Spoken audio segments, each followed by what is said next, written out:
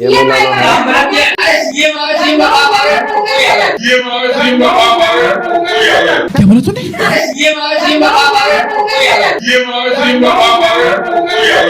कि एक मुस्लिम महिला एक मौलाना के ऊपर जूता ताने खड़ी है और उस मौलाना ने उनका बुरखा ऐसे नोचा और उनको पीटने का भी पूरा कोशिश किया और कहीं हद तक उसने उनको पीटा भी, वो भी भरे समाज में। तो पूरा अपडेट क्या है उस स्टोरी के ऊपर मैं आज इस वीडियो के माध्यम से आपको बताना चाहती हूँ। कुछ खास तरह की खबरें पाकिस्तान से तकरीबन हर रोज आती हैं या हर दूसरे दिन आती हैं।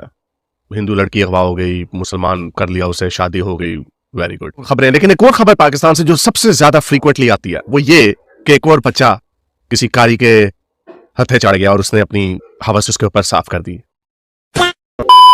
जय हिंद दोस्तों, जो खबरें जो बातें हम पाकिस्तान से आप लोगों को रिएक्शन देके दिखाते थे, बड़ा दुख होता है जब वो बातें हम भारत के अंदर घटती हैं। भारत के अंदर मदरसे में जो वहां पर मुस्लिम बहनें थी उनके साथ क्या क्या मौलाना अत्याचार कर रहे हैं वो देखिए और वीडियो का रिएक्शन देखिए। दा राजधर्मा हमारी बहन अर्चना तिवारी जी रिएक्शन लेके आई है। वीडियो शुरू करते हैं। आप लोग की क्या राय है इसके बारे में कमेंट सेक्शन में जरूर दें। हम ये बातें कह के थक गए हैं कि अपने फूल से बच्चों को इन दरिंदों के हाथ में मत लेके जाओ। बिल्कुल सही बात।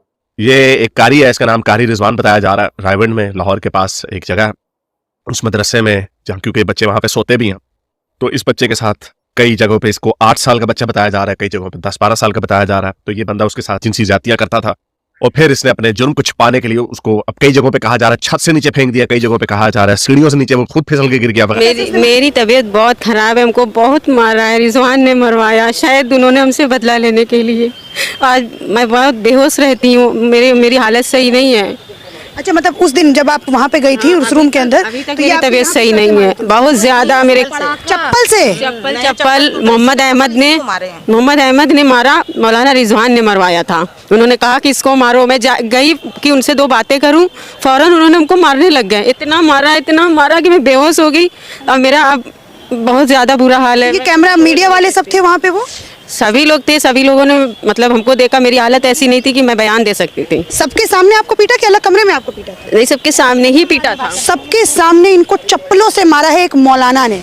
मैं उसकी भी कहानी आपको दिखाऊंगी, लेकिन देखिए कैसे जो हिजाब के लिए और बुरखे के लिए पूरा आंदोलन कर देते हैं, वहीं से एक वाराणसी का एक जो मौलाना है उन्होंने इनको चप्पलों से मारा है और इन्हीं की चप्पल थी वो, और इनको चप्पलों से मार करके ये पूरा इनका जो मेरी चप्पल नहीं थी, उन्होंने मेरी चप्पल हमको इतना मारा कि हम गिर गए, तो मेरी चप्पल लेके तोड़ ताड़ के हमको फेंक दिया।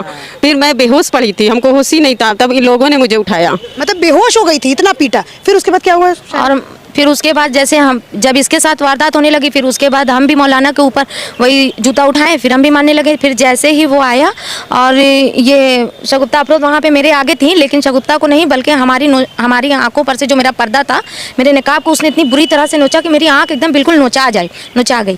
तो इस तरह से हाँ, ये चोट भी बहुत बुरी तरह से मुझे चोट आई। और बोलिए। हाँ, फिर उसके बाद फिर प्रेस वाले जो वहाँ पे थे, वहाँ पे उन लोगों ने मतलब उनको पकड़ने लगे, बीच बचाव करने लगे हम लोगों को, और वो उसको किसी तरह से मतलब बाहर कमरे के बाहर उन लोगों ने धक्का देकर के निकाला। फिर वो जाते जाते लेकिन मुझे ये वार्निंग देकर गया कि मैं तुम्हें छोड़ूंगा नहीं, जान से मारूंगा। सोचिए कैमरे इतने सारे थे, आप समझिए वाराणसी का वहाँ पे पूरा का पूरा मीडिया हाउस था, आप ये कह सकते हैं।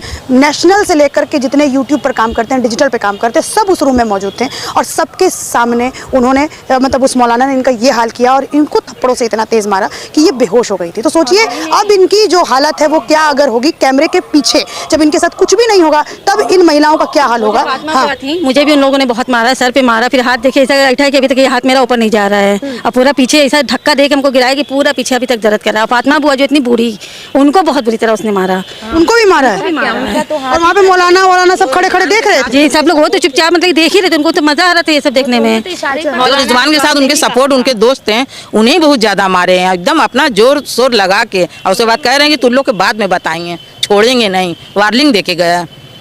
बताइए, तो काफी डर नहीं लगता आपको ऐसे आकर के? और वहाँ जितने लोग थे सब उन्हीं के सपोर्टर थे, जितने वो रूम में जितने लोग भरे थे, मीटिंग के जो बैठा था सब उन्हीं की सपोर्ट थे। उन लोग हम लोग को अलग कर दिए दूसरे रूम में, मीडिया वालों को भेज दिए, उधर से उन लोग को फरार कर दिए।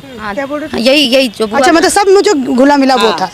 आपके साथ क्या? मैं मदरसे में पढ़ाती हूँ, मदरसा चिराग उलूम, और मौलाना रिजवान हमारे प्रबंधक हैं। मेरा नाम रिजवाना खातून है। उन्होंने मुझे 8-10 साल से बहुत ज़्यादा परेशान किया। कैसे कैसे परेशान किया? सबसे पहले तो उन्होंने मेरा क्लास छीन लिया, मेरी तनख्वाह रोक दी, यहाँ तक कि मेरे बच्चों की रसीद जो हम काटते थे उसको भी उन्होंने ले लिया, ताकि तुम इतनी मजबूर हो जाओ, और तुम मदरसे से वो हमको निकालना चाहते थे। क्यों निकालना चाहते थे आपको? अब क्या था? वो कुछ आपसे ऐसा मांग करते थे जो आप दे नहीं पाती? क्या वो उनका यही कारण था कि वो नियुक्ति करते हैं 15 लाख रुपया लेकर। अच्छा। वो हमसे भी कह रहे थे 15 लाख रुपया दो, हमने नहीं दिया। अच्छा। इस वजह से वो हमें बहुत परेशान करते थे, इतना परेशान, मेरा क्लास छीन लिया, मतलब मेरा रजिस्टर छुपा दिया, मैंने रिजल्ट बनाया वो ले लिया, और हर वक्त कुछ ना कुछ टॉर्चर हमेशा वो मेरे साथ करते थे, यहाँ तक कि मेरा बाथरूम के पास क्लास लगा दिया। अच्छा। और मेरी सैलरी रोक दी। हम 8 साल बिना सैलरी के मदरसे में पढ़ाई। मैं बहुत उनसे मांगती थी, वो हमसे यही कहते थे कि मेरे घर आओ, हम जहाँ बुलाए वहाँ आओ, तभी हम देंगे सैलरी, हम ऐसे नहीं दें। फ़ोन से तो हमसे बात ही नहीं करते थे, हम फ़ोन से बात नहीं करेंगे। मतलब यौन शोषण आपके साथ करने का पूरा जी कोशिश जी वो करते थे? जी, बहुत ज़्यादा करते थे। फिर उसके बाद मेरी सैलरी नहीं दी, बहुत ज़्यादा मैं परेशान थी। मेरे पास एक बेटी है, मैं मैके में रहती हूँ, बताइए मेरा कहाँ से खर्चा चलेगा? मैं वहीं पढ़ाती हूँ, मेरी नौकरी थी ना, लेकिन उनको 1 रुपया नहीं दी, इसलिए मैंने उनके ऊपर केस किया। तब उन्होंने मुझे चेक दिया, जब चेक दिया तो कहा कि इसका बदला तो हम लेके रहेंगे, तुमने केस किया। फिर उन्होंने मुझे, मैं पराड़कर जब गई तो इतना मरवाया कि मैं बेहोश हो गई। तब से मेरी हालत ठीक नहीं है, मैं ना खा सकती हूँ ना पी सकती हूँ, बहुत ज़्यादा मेरा सर और कान सब पूरा दर्द कर रहा है। और आप सुबह से जो है न्याय के आस में, कभी इस कोतवाली कभी उस तक जब मैंने कोतवाली में उनके नाम की FIR कराई है, लेकिन अभी तक वो जेल जा ही नहीं रहे हैं, मुझे न्याय ही नहीं मिल रहा है। क्या मांग है सरकार से? मेरी यही मांग है कि वो आज जेल जाएं, मैं यही चाहती हूँ, वो अपराधी है। क्या लगता है जा पाएगा जेल? क्योंकि उसके पास तो बहुत सारा पैसा है। पैसे से क्या हुआ, वो अपराधी है तो उसको तो जाना ही पड़ेगा। यूपी सरकार, लगता है योगी जी फैसला बिल्कुल, योगी जी तो फैसला अच्छा करते हैं, मुझे विश्वास है उन पर, वो ज़रूर हम महिलाओं की सुनेंगे। अभी तक सुनवाई हो रही है आप लोगों की? अभी तो हम लोग केस चला ही रहे हैं। रिस्पॉन्स क्या मिल रहा है? रिस्पॉन्स अच्छा मिल रहा है, कह रहे हैं अभी हमको बुलाए हैं, अभी हमको बयान देना है, कल हम जाएंगे शनिवार को बयान देने, फिर उसके बाद हम आपको बताएंगे।